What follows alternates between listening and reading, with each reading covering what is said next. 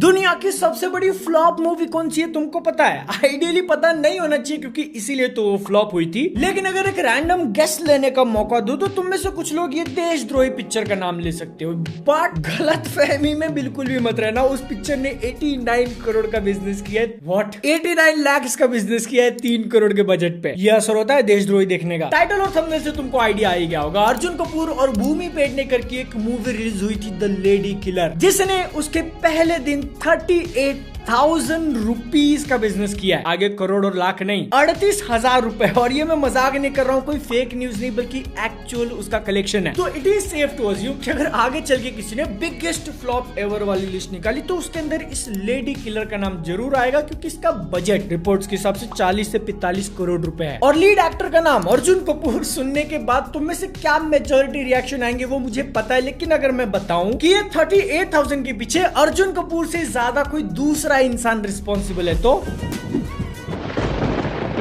Okay, सबसे पहले जो फैक्ट्स है ना उनको क्लियर कर देते हैं, क्योंकि जो मैं बोलने वाला हूं वो मजाक में नहीं, ट्रोलिंग नहीं कर रहा हूं, बल्कि एक्चुअल नंबर्स है। अर्जुन कपूर भूमि पेडनेकर की द लेडी किलर ने पहले दिन 239 टिकट सोल्ड किए, जिससे टोटल कलेक्शन आया 38,000 रुपीज। ये नंबर इतना कम क्यों है? क्योंकि पूरी कंट्री के अंदर उसके सिर्फ 12 शोज लगे थे। दूसरा रीजन की मूवी की मार्केटिंग ऑलमोस्ट ना के बराबर, किसी को पता ही नहीं कि ये पिक्चर आने वाली है। रिलीज के एक हफ्ते पहले उसका पहला ऑफिशियल पोस्टर निकाला है, उसी से मेजॉरिटी लोगों को मूवी की रिलीज डेट पता चली 3 नवंबर 2023, और इस 3 नवंबर के 5 दिन पहले जाके उसका ट्रेलर आता है 29 अक्टूबर को। अब इसके कारण रिजल्ट क्या हुआ? मूवी का लाइफ टाइम कलेक्शन 1 लाख रुपए। बजट को अगर हम लोग अंदाजे से जेनरसली 40 करोड़ के आसपास पकड़ते हैं, क्योंकि आजकल स्मॉल मूवीज का भी 25 करोड़ तक जाने लगा। डिफरेंस कितना रह गया? 39 crore 99 lakh, which is almost 99.97%। Ganpat का तो फिर भी 93% था। लेकिन ऐसा क्यों हुआ? उसके पीछे का एक्चुअल रीजन तुमको जानना जरूरी है, जो कि नंबर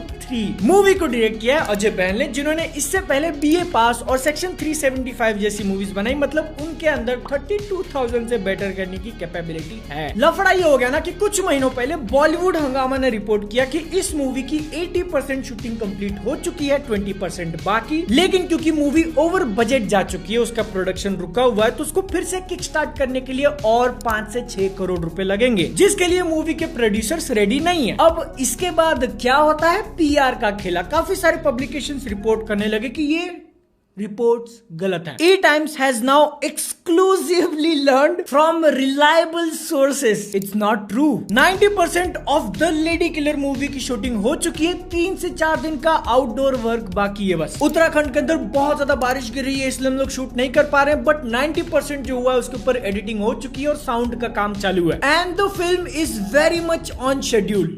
ये रिपोर्ट है 10 जुलाई 2023 का। इन बातों के ऊपर मैं इतना ज्यादा फोकस क्यों कर रहा हूँ? क्योंकि जब मूवी एक्चुअल में 3 नवंबर को रिलीज हुई थिएटर में, तो वो इनकम्प्लीट थी, आधी अधूरी पिक्चर थिएटर में लगाई है। ये एक लाइन सुनने के बाद वो इंसान जिसको एक्चुअल में मूवीज पसंद है उसको दर्द होना चाहिए। तुमको भी होएगा जब इस डिसीजन के पीछे का एक्चुअल रीजन पता चलेगा। क्योंकि जिस पब्लिकेशन के रिलायबल सोर्सेस बोल रहे थे कि कोई दिक्कत नहीं है, उन्होंने ही रिलीज के बाद क्या बोला है? Makers employed clever editing methods including voice overs to connect plot gaps and provide a seamless viewing experience. इसका मतलब अगर तुम नहीं समझ पाए तो उन्होंने मूवी जितनी शूट नहीं हुई है वहां पर वॉइस ओवर देकर खत्म किया है। बात यहां तक पहुंच गई कि मूवी के डायरेक्टर ने अनमोल उर्फ जैमी उर्फ टीआरपी उर्फ ट्राइड एंड रिफ्यूज प्रोडक्शंस के चैनल पे जाके खुद कमेंट किया to confirm yes the movie is incomplete. 117 में से 30 पेजेस जो है स्क्रीन प्ले के, उनकी शूटिंग ही नहीं हुई थी। That is like 25% of movie. 2 घंटे की पिक्चर अगर देखने जा रहे हो तो उसमें से आधा घंटा है ही नहीं। डायरेक्टर का ये कमेंट जैमी ने अपने वीडियो पे पिन किया हुआ था, बट तुम आज जाके देखोगे तो वो नहीं मिलेगा। मे बी डिलीट कर दिया, कुछ एडिट कर दिया तो वो हट जाता है। लेकिन ऐसे आधी अधूरी पिक्चर थिएटर में रिलीज करने की नौबत क्यों आई? इसका आंसर अपने को मिल सकता है पिंक विला के इस आर्टिकल से, जो कि उन्होंने 29 अक्टूबर को डाला है। और अगर तुमको याद है तो 29 को ही द लेडी किलर का ट्रेलर आया था। हिंदी फिल्म इंडस्ट्री के अंदर कुछ प्रोड्यूसर्स कितनी ज्यादा गलत चीजें कर रहे हैं उसके ऊपर लाइट डालने की कोशिश की है। बेसिकली जब एक मूवी बन रही होती है उसके अंदर अगर कुछ जाने माने चेहरे हैं जैसे कि भूमि पेडनेकर और अर्जुन कपूर भी, तो उनकी डिजिटल राइट्स ओटीटी प्लेटफॉर्म्स को पहले से ही साइन कर दिए होते हैं एक फिक्स अमाउंट में। कौन से एक्टर्स काम कर रहे हैं, कौन डायरेक्ट कर रहा है, कौन प्रोड्यूसर है, क्या स्क्रिप्ट है उसकी और क्या पोटेंशियल है पिक्चर का, ये सब कुछ कंसिडर करके एक प्राइस फिक्स किया जाता है। अब तक शायद मूवी बननी स्टार्ट भी नहीं हुई है, बस नाम के ऊपर काम चालू है। और इसी कॉन्ट्रैक्ट के अंदर बाकी सारी चीजें भी डिसाइडेड होती है कि थिएटर के 30 दिन बाद, 60 दिन बाद, 90 दिन बाद जाके पिक्चर ओटीटी पे आएगी। साथ में एक डेडलाइन भी दी होती है कि इस तारीख से पहले तुमको थिएटर में रिलीज करना है। अगर ऐसा नहीं कर पाए तो फिर ये कॉन्ट्रैक्ट लैप्स हो जाएगा। और अगर ऐसे डिले के कारण ओटीटी से कॉन्ट्रैक्ट कैंसिल हुआ तो फिर पिक्चर फिर से बेचनी पड़ेगी। इस स्टेज तक मूवी की अच्छी खासी शूटिंग हो चुकी है, तो पिक्चर कैसी बन रही है, कितनी अच्छी कितनी बुरी, उसका आइडिया आने लगता है। तो जो नया खरीदेगा वो ये सब कुछ देख कर ही लेगा। और क्योंकि इस बार नाम पे नहीं बल्कि काम पे प्राइस डिसाइड होने वाला है, तो फिर मोस्ट प्रोबेबली वो पहले वाले कॉन्ट्रैक्ट से कम हो सकता है। तो ये लेडी किलर मूवी के केस में शायद ऐसा ही हुआ। इंटरनेट रिपोर्ट्स की अगर हम लोग माने, प्रोड्यूसर्स को पिक्चर खत्म करने में पैसा नहीं लगाना था, उसकी मार्केटिंग में पैसा नहीं लगाना था। शायद ओटीटी के साथ जो उनकी डील हुई है उसी में उनका प्रॉफिट बन रहा है, तो उन्होंने जितनी बनी है उतनी पिक्चर निकाल दी। क्योंकि कॉन्ट्रैक्ट में मेन क्लॉज तो रिलीज डेट को लेके था ना, कि थिएटर में कब निकाल रहे हो, तो उन्होंने निकाल दिया। जितने भी 500-600 लोगों ने देखी वो आधी अधूरी पिक्चर देखी, ओटीटी पे जब आएगी तो भी उतनी ही रहेगी। इसको तो चीटिंग कहते हैं ना। और ओटीटी वाले ये सहके कैसे ले रहे हैं अपने को नहीं पता। जो कुछ भी हुआ उस पेपर में लिखे हुए शब्दों के बीच में से सब चोर वाला रास्ता निकाल के हुआ। लेकिन एक बात गारंटीड है कि ऐसा बहुत दिनों तक नहीं चलेगा, क्योंकि मैंने बोला कि नाम पे काम होता है शुरुआत में। अगर नाम ही खराब हो गया, एक बार प्रोड्यूसर ने ऐसा धोखा दिया तो दूसरी बार कौन काम करेगा उसके साथ। वो रीजन जिसके कारण मैंने ये डेडिकेटेड वीडियो बनाया। पहला कि तुमको भी पता होना चाहिए कि क्या चल रहा है बिहाइंड द सीन। इतनी ज्यादा अबसर्ड चीज है और ये पहली बार नहीं हुई है, क्योंकि उसी आर्टिकल के अंदर तुम जाके देखोगे तो मेंशन करते हैं कि 3 पिक्चरें इससे रिलीज करी गई हैं आधी अधूरी। 1 to be रिलीज जो लिखा है वो तो अपने को पता चल गया, और एक जो उसी अक्टूबर के महीने में रिलीज हुआ था। तुमको पता है मैं किसकी बात कर रहा हूँ? Green screen. तीसरी पिक्चर कौन सी हो सकती है कमेंट्स में बताना। लेकिन ये सारी चीजों से अपने को क्या सीखने मिला कि इंडस्ट्री कितने ज्यादा रूथलेस तरीके से काम करती है, और कुछ लोगों को सिर्फ प्रॉफिट चाहिए। उनके लिए मूवीज बनाना एक आर्ट फॉर्म नहीं बल्कि प्रॉफिट एंड लॉस का स्टेटमेंट है, जिसके एंड में उनको मुनाफा दिखना चाहिए किसी भी हालत में। और कई बार मूवी के पीछे जो खून पसीना लगाकर सालों तक काम करते हैं उन लोगों की भी गलती नहीं होती है, जैसे कि